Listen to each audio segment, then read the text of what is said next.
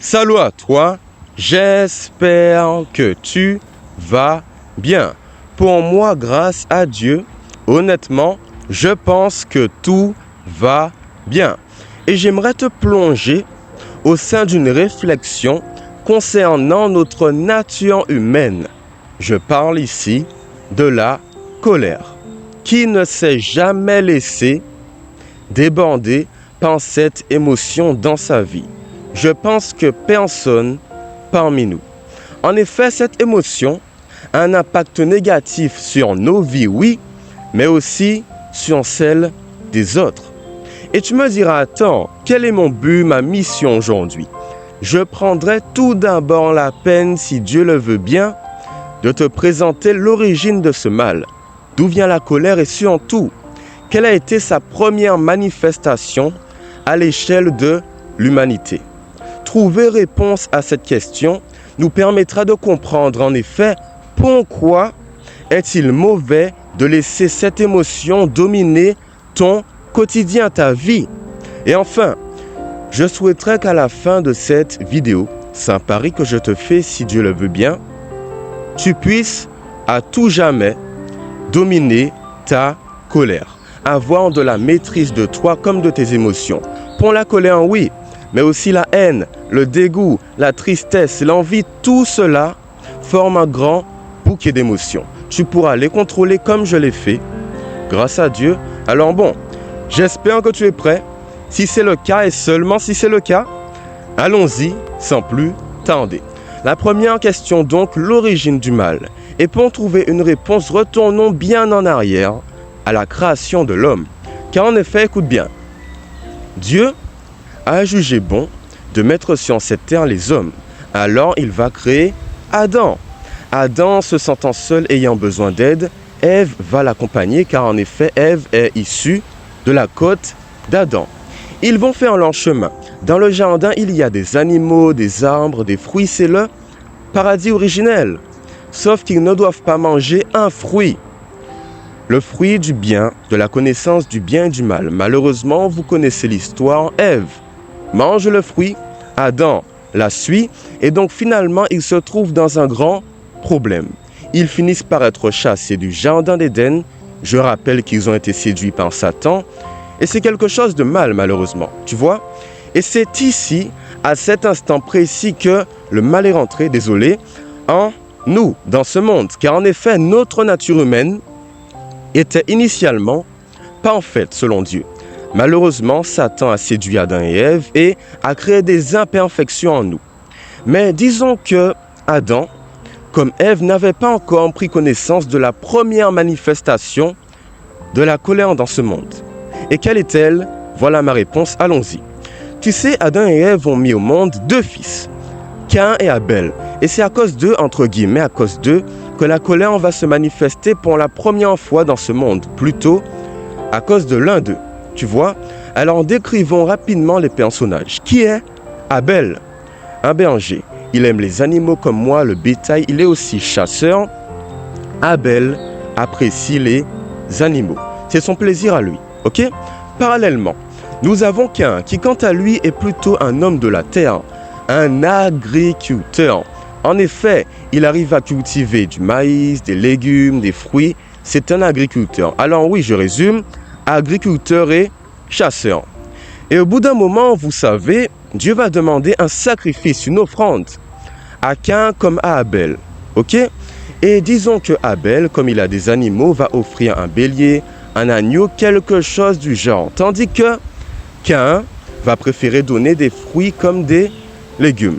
Malheureusement, l'histoire nous dit, écoute bien, que Dieu n'a pas apprécié l'offrande de Caïn et a préféré celle d'Abel. Et puis là, normalement, tu dois te poser une question. Est-ce que ce n'est pas la colère qui va se présenter ici ou la jalousie? Tout d'abord, oui, la jalousie. Quelqu'un se demande, oui, attends, Seigneur, je t'ai donné mon offrande, pourquoi tu ne l'as pas appréciée? Alors que celle d'Abel, tu l'as beaucoup aimée. Je ne comprends pas. Et tu sais, l'Éternel a pris les devants. Car c'est bien là qu'est apparue la première manifestation de la colère. Et on va se demander, attends, mais qu'est-ce que Dieu dit à Caïn face à cette, naissance de la colère? Cette réponse se trouve, allons-y, dans Genèse chapitre 4, oui, le tout début, le verset 5. Go. Hop là. Genèse 4, le verset 5 nous dit. On prend notre temps, comme d'habitude. Si tu ne le sais pas maintenant, c'est dit. Ok. Genèse chapitre 4. Nous y sommes. Le verset 5, donc, contexte, Dieu n'a pas apprécié l'offrande de Caïn. Comment Caïn réagit et tu verras que la colère est apparue ici. Ok? Donc, il est donc dit quelque chose comme cela. Alors, Caïn fut très irrité, oui, et il arbora un air sombre, il est fâché. Ok? L'Éternel dit donc à Caïn, pourquoi es-tu irrité et pourquoi arbores-tu un air sombre? Certainement, si tu agis bien, tu te relèveras. Si en revanche tu agis mal, le péché est couché à la porte et ses désirs se portent vers toi. Mais c'est à toi de dominer sur lui. Alors là, Dieu est intelligent, on le sait, il est maître du temps. Alors il donne un conseil à Caïn en lui disant, tu vois, tu es en train de te mettre en colère, alors fais attention. Tu peux dominer sur ta nature humaine car si tu ne le fais pas, Dieu, en tout cas Satan plutôt, va rentrer en toi et dévorer ton âme, tu comprends? Et si tu te laisses déborder par cette émotion toujours, tu vas faire énormément de bêtises. À toi comme contre ta famille. Et malheureusement, l'histoire est tragique car Caïn n'a pas du tout suivi le conseil de l'Éternel. En effet, il appelle son frère et lui dit, allons dans les champs. Là, il saute sur lui, la scène de coup, et le tue. Alors c'est dommage car, première fois, c'était la première fois que la colère apparaissait, était citée dans la Bible, et parallèlement, qu'avons-nous eu? Le premier crime. Tout cela pour te dire que la colère est mauvaise. On connaît l'origine, sa manifestation. Et maintenant, je pense que tu sais pourquoi il est mauvais de laisser cette colère te dominer constamment. Et pour cela, parlons aussi de mon expérience personnelle. Car oui, avant, je me laissais dominer par cela. J'avais tendance à insulter les autres, pousser les autres, me battre parfois, être agressif. Et la question, c'est comment je me sentais. Très mal, car quand tu es dans cette situation, tu es esclave de ta nature humaine, tu es aussi parallèlement extrêmement repoussant. Qui a envie de rester près de quelqu'un qui à tout moment peut te faire n'importe quoi, te frapper, t'insulter, peut-être même te tuer dans certains cas? Ok?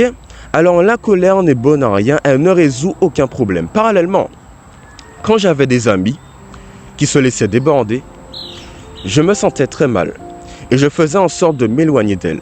Mais souvent c'est difficile quand tu apprécies la personne, mais le fait qu'elle se laisse, avoir par le mal constamment, au travers de la colère, de la peur, de la tristesse, tu as envie de t'en aller quand cela devient toxique pour ta vie. Et tu sais, j'en parie, je le répète, que dès la fin de cette vidéo, tu puisses te maîtriser à tout jamais, dès aujourd'hui et jusqu'à la fin de ta vie ou encore au retour de Jésus. Et comment j'ai fait? Je suis passé par plusieurs étapes, plusieurs stades. Ce n'est pas des étapes, c'est des stades, je dirais. Quelle est la différence? Tout était plus lent, rien n'était bien séparé, pas comme des étapes. La première chose que j'ai fait, c'est me mettre dans une optique de repentance. Car en effet, pendant longtemps, j'ai laissé la colère me dominer. Pendant un mois, non. Pas pendant des semaines, ni 2 ans, ni 3 ans, peut-être environ pendant 13 ans, même plus. Et ce n'est que très récemment que j'ai compris que je devais changer. Pourtant, ce comportement mauvais, je l'avais depuis longtemps déjà. Ok? Alors, qu'est-ce qui s'est passé? J'ai pris conscience de mon état. On appelle cela la repentance. Prendre conscience de qui nous sommes, mauvais, et puis changer son comportement au fur et à mesure du temps par la grâce de Dieu. Et comment se mettre dans l'optique de repentance? Écoute-moi bien. Tu dois comprendre qu'il est mauvais pour toi de te mettre en colère. Et ne dis pas qu'il est mauvais pour toi d'être ainsi par rapport à tes valeurs à toi. Car ce que j'ai remarqué avec notre nature humaine, c'est que quand on fait quelque chose de mal, qu'on sait que c'est mauvais, on va toujours tenter de nous justifier. En se disant oui, mais prochaine fois je ferai mieux, et on retourne dans les mêmes comportements, les mêmes travers. Alors non, je vais te demander de prendre conscience de, du fait que ton comportement soit horrible par rapport à ce que Dieu te demande. Car en effet, Paul l'a dit, Jésus l'a dit, soyez des imitateurs de Christ, ok? Alors si tu insultes quelqu'un, que tu te mets en colère, que tu brises des assiettes, que tu es agressif, que tu es mauvais au fond de toi, tu n'es pas semblable à Dieu. Et à aucun moment tu vas te trouver entouré, aidé par les autres et tu pourras influencer. En tout cas, jamais tu ne pourras influencer des individus à aller vers toi, à aller vers Dieu donc, quand tu n'es pas, le portrait craché de ce que Jésus nous demande d'être, c'est-à-dire amour avec de la maîtrise de nous-mêmes. Exemple concret, je me dis chrétien, mais si à l'école je ne fais que des conneries comme je le faisais avant, que j'insulte, que je brise des trucs, que je suis violent, qui va comprendre et va croire au fond que je suis chrétien? Personne, car rationnellement on juge les gens par rapport à leur comportement. Alors c'est à toi de te dire que par rapport à Dieu, tu dois changer.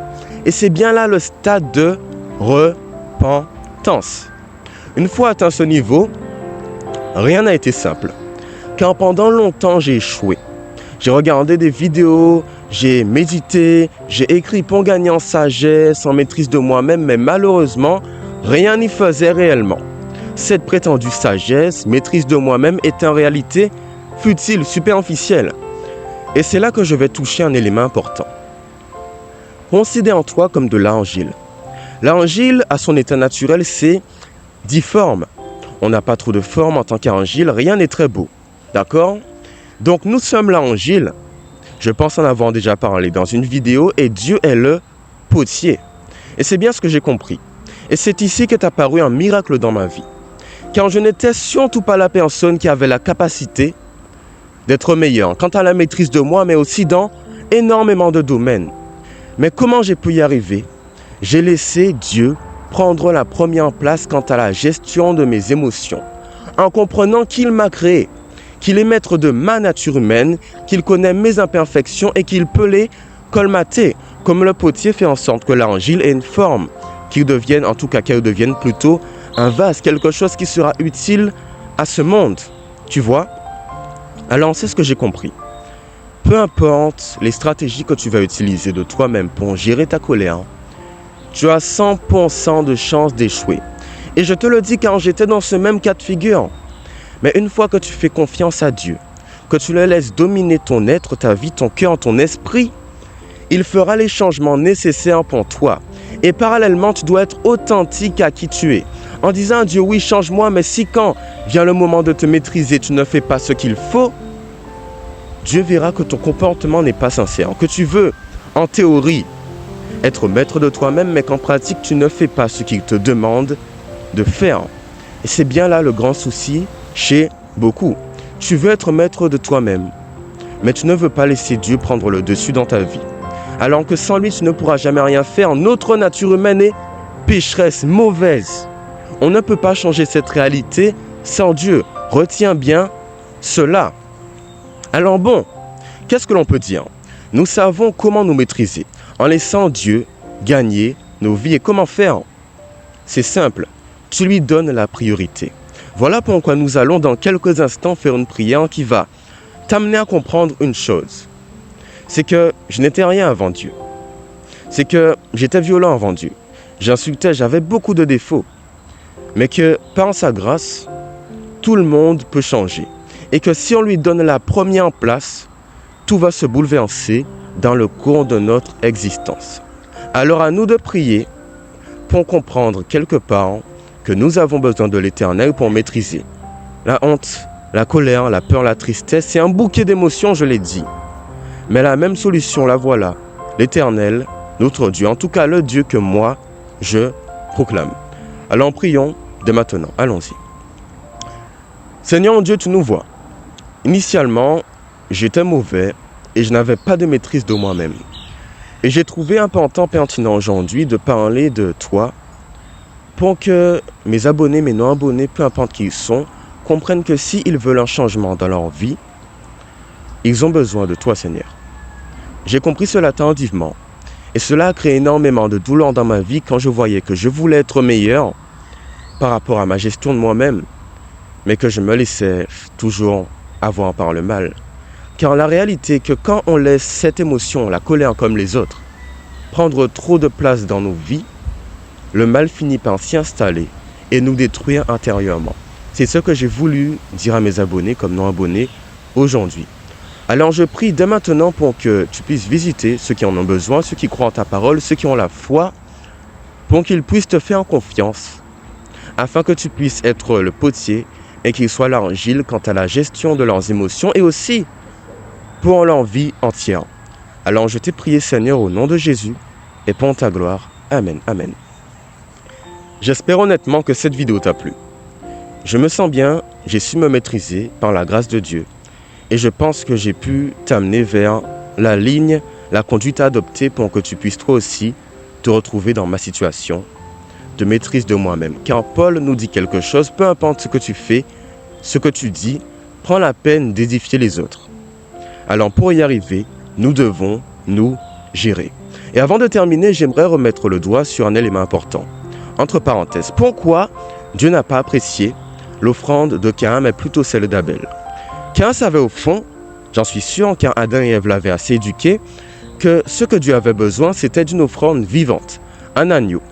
Sauf que je pense que l'orgueil était déjà entré dans son cœur, car oui, le péché était là, et qu'il n'a pas pris la peine de demander à Abel, son frère, un agneau, car ce dernier aurait pu lui donner ce qu'il souhaitait. Voilà pourquoi Dieu n'a pas apprécié l'offrande de Caïn.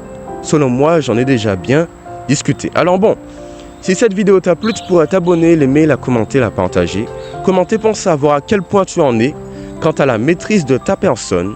Et est-ce que je t'ai aidé, c'est le plus important pour moi. Sinon, passe une bonne journée, soirée, après-midi. C'était les paroles de Mathis, la parole de Mathis inspirée par Dieu. Je l'espère et puis au revoir. Bye bye, bye bye.